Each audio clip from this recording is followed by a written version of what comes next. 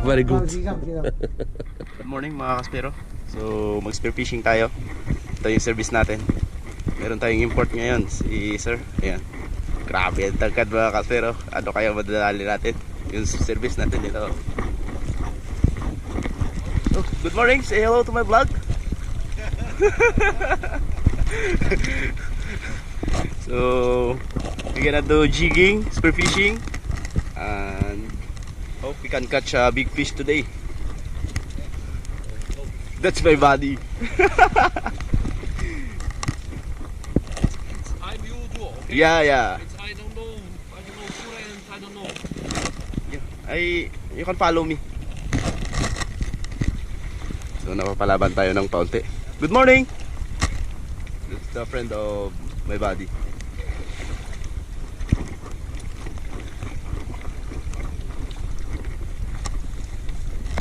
Akit na tayo sa service. Good morning. Si Mang Jose yung kapitan natin.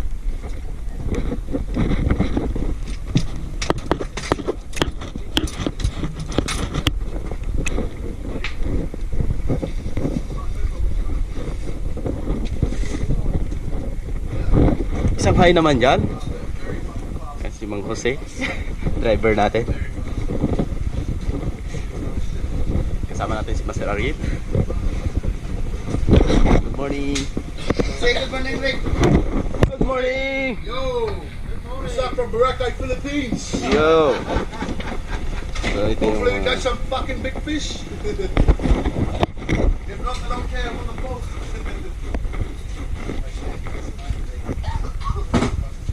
ang ganda ng service namin. Pa-drop na kami dito. Sa may balingay.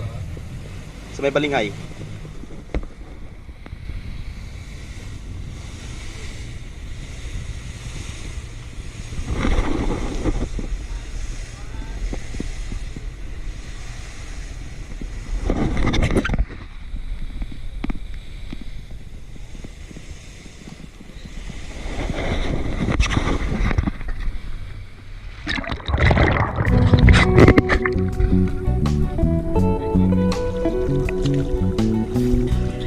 Hope you can catch a big. Okay. Ah. Di, makapala siguro ba? Mga try. Ano?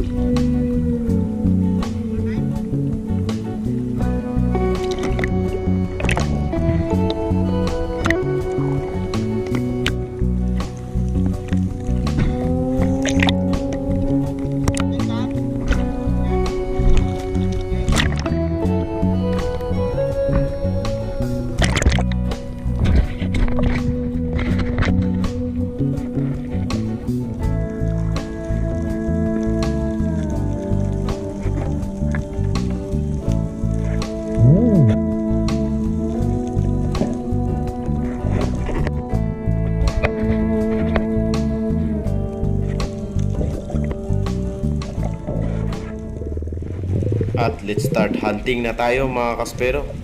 Ito yung unang drop natin dito sa spot na to mga kaspero. Nag-start kami mga 5:30 AM in the morning. So nakikita nyo pa medyo kalmado pa yung tubig at saka napakakalinaw mga kaspero. Kaya ang ganda ng pisto namin na to. Nag-iisip ako na meron tayong makukuha talaga sa araw na to. Kaya pagka-drop ko dito sa ilalim na to, ayan, kung napapansin nyo, nag-iisang bato. Ayan, medyo malalim na yan mga kaspero, nasa 18 meters. Yun, so naghintay tayo ng kaunti at walang pelagic fish na lumapit sa atin. Maliliit, kaya umahon muna tayo para maghanap tayo ng ibang klaseng isda mga kaspero.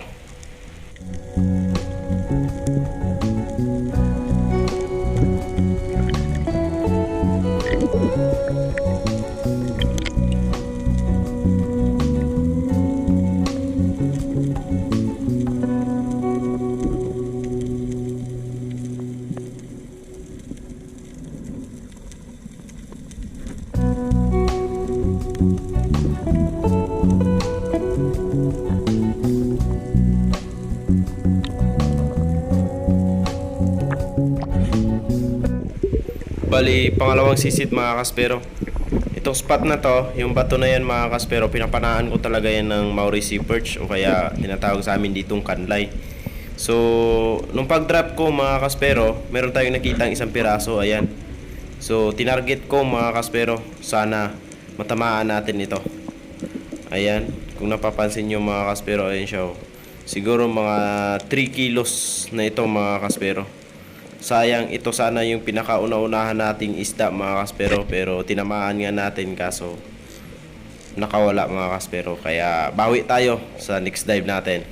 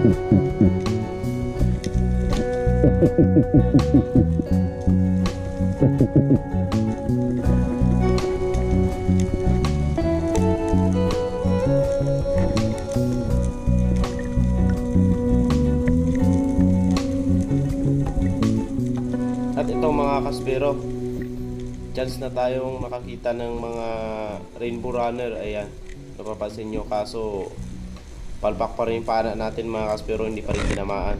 Siguro naninibago tayo kasi yung ginamit natin pana ay kay Master Danny. Yung sa akin, yung foreigner yung gumamit, kaya siguro hindi ko muna siya na gamay masyado gamitin, kaya medyo marami tayong supply mga kaspero. So sa pagkakataong ito mga kaspero, meron tayong namataang orange spotted kaya yellow spotted, ayan, 2 piraso, tapos may kasamang rainbow runner. So itong isa ang tinarget ko, kaya unlucky natin ngayon kasi nakahuli tayo ng isang kawayan nun kung tawagin yan sa Palawan. Yan mga kaspero, meron na tayong binumano agad mga kaspero. Sayang yung 2 nakawala.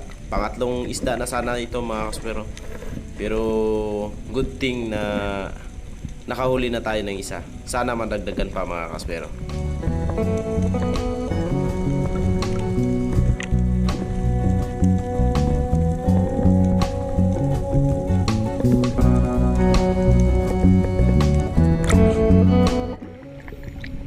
At ito mga kaspero, nakakita tayo ng mga bait fish o sardines na maliliit mga kaspero.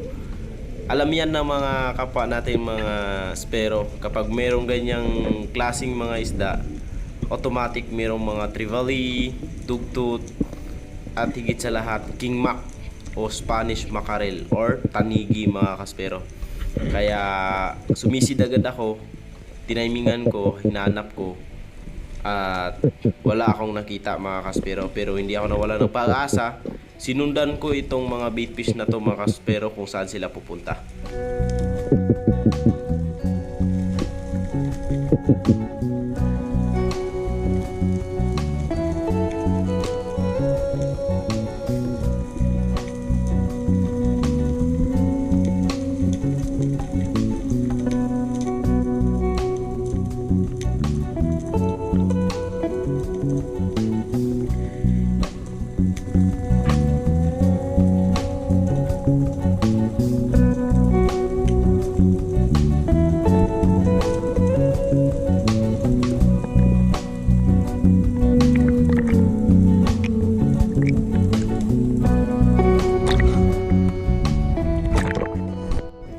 At ito na nga mga kaspero ang hinihintay natin. Habang nakasunod ako sa mga bait fish, nung tumingin ako sa likod, nandun pala yung isang malaking makarel mga kaspero or tanigi. So medyo malayo sa akin, kaya tinatimingan ko mga kaspero. Hindi ko talaga siya pinapana pag ganyan kalayo.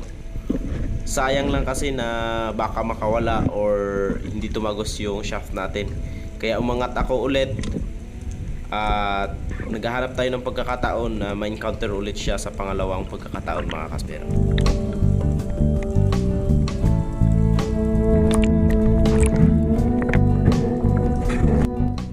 At ito na mga kaspero, pangalawang pagkakataon na. Sana mapana na natin to. Ayan, talagang sumusunod siya dun sa mga bait fish mga kaspero. Pero sa pagkakataong ito mga kaspero, parang ayaw talaga magpapana. Kaya pag ganyan kalayo, hindi ko talaga pinapana mga kaspero, kasi sayang lang talaga. Kaya umangat ulit ako. Naghahanap ako ng pagkakataon para mahuli siya mga kaspero.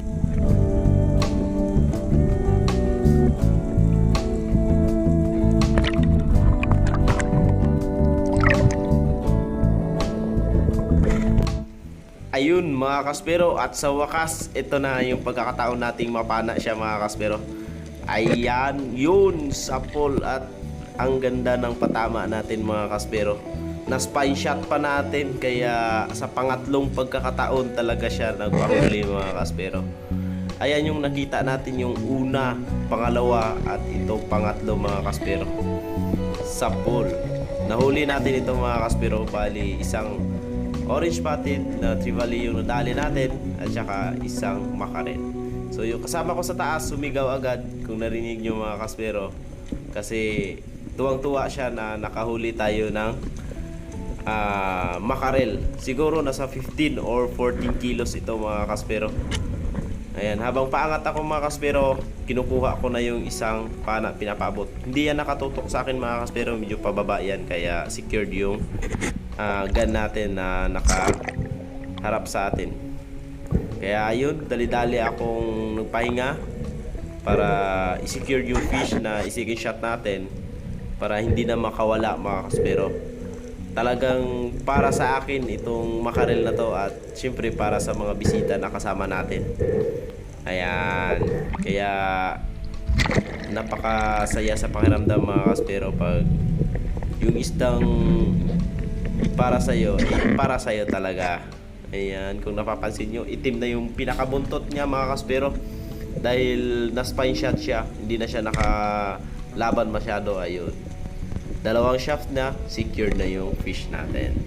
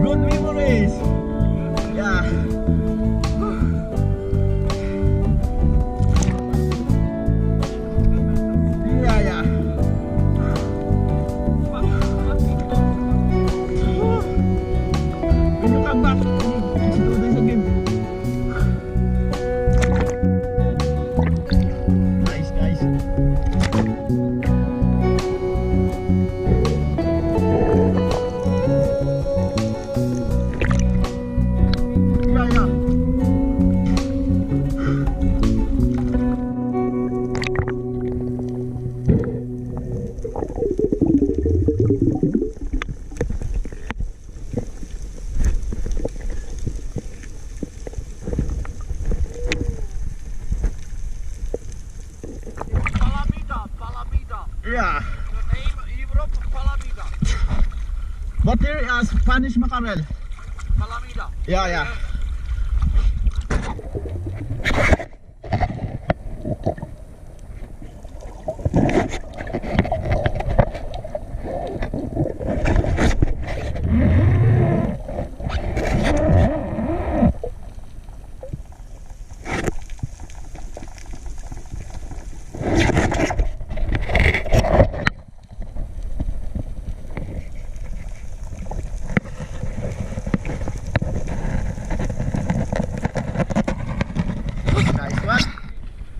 boy. Ang saya nila mga kaspero. Alright. Woo! Pull up. Let's go. Okay. Ah. Yes. Sige. Asa.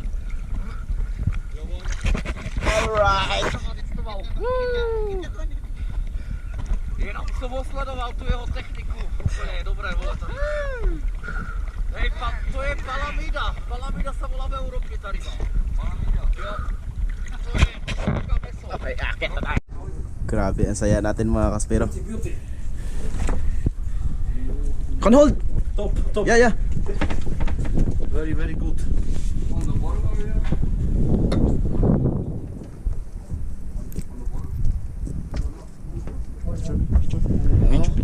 Yes. It's up. It's okay. Already record. Finish. Yeah. Very good. Okay. Top. It's 15 kilos, I think. Very big. Yan mga kaspero, so namimingwit muna sila. Yeah, so they spend like 45 minutes looking for the sardines. Once they found the big school, all they did was just Ito yung pamain. Yo, ay wala kami nagiging todo ay. someone comes to breakfast. Ay, wala sigurado ang ano ra, ang milog ra, was lumtaw la. Yawan, matsunod sa akon. He does in Croatia, but he did Kanay ito na ipakita niya. his best success. Ipakita. Okay, pauwi na tayo mga kaspero. Solid na yung nadali natin.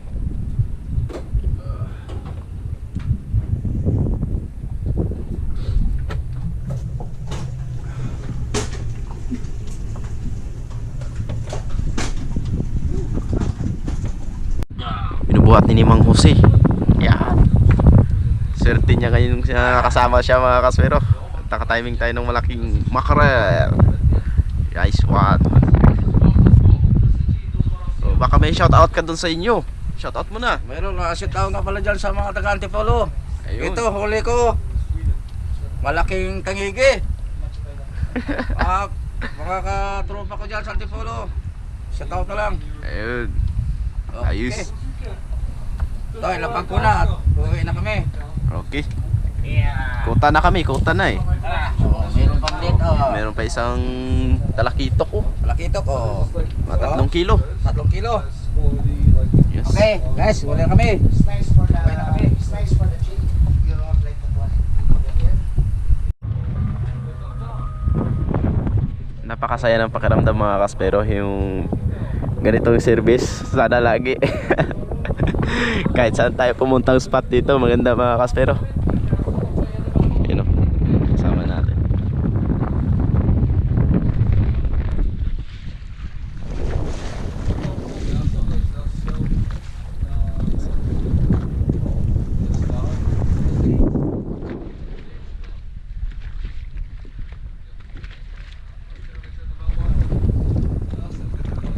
Ang swerte ng nakasama natin ngayon mga kaspero kasi nasaksihan niya yung paano tayo nakahuli ng mackerel.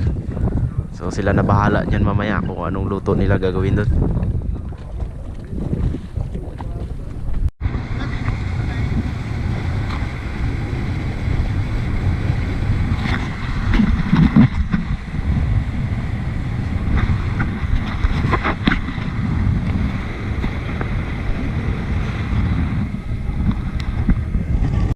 Sold out na ating tanigi.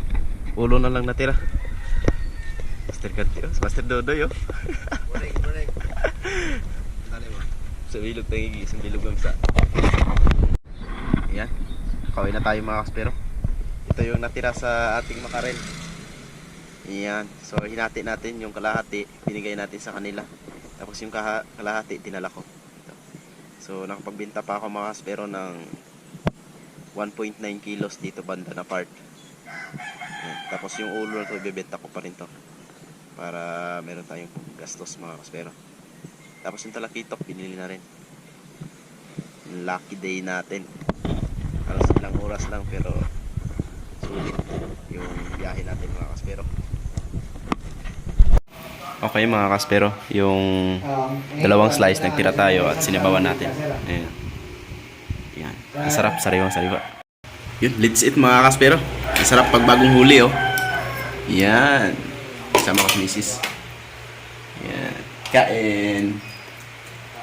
Sinabawang taniki with pichay. Sarap. Kain tayo mga kaspero. Yan o.